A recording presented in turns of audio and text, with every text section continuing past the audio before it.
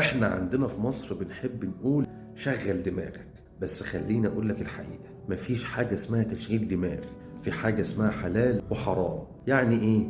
يعني قبل ما تعمل اي حاجة اسأل نفسك سؤال بسيط: هل اللي انا بعمله ده كذب ولا سرقة ولا غش ولا لف ودوران ولا شغل من غير ضمير؟ لو الإجابة مش شطارة، ده حرام. الشطارة الحقيقية إنك تشتغل بضمير وتعمل الصح حتى لو مفيش حد شايفك، وتحسن في شغلك حتى لو مفيش حد هيشكرك. وقيس على كده بقى كل معاملاتك في الشغل، في البيع والشراء، في الطب والهندسة والعمالة بكل أنواعها، حتى لو موظف حكومي أو تاجر أو أيا كان مجالك إيه، أو في أي مسؤولية في حياتك. وقبل أي قرار اسأل نفسك دايما: هل الحاجة دي حلال ولا حرام؟ وهل ده يرضي ربنا ولا لا؟ فالمسألة مش مسألة تشغيل دماغ، لا، المسألة هل اللي أنا بعمله فعلا حلال ولا حرام؟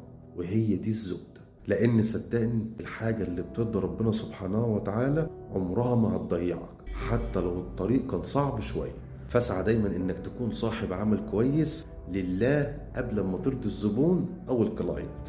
تدكوي دافايدس فيداني.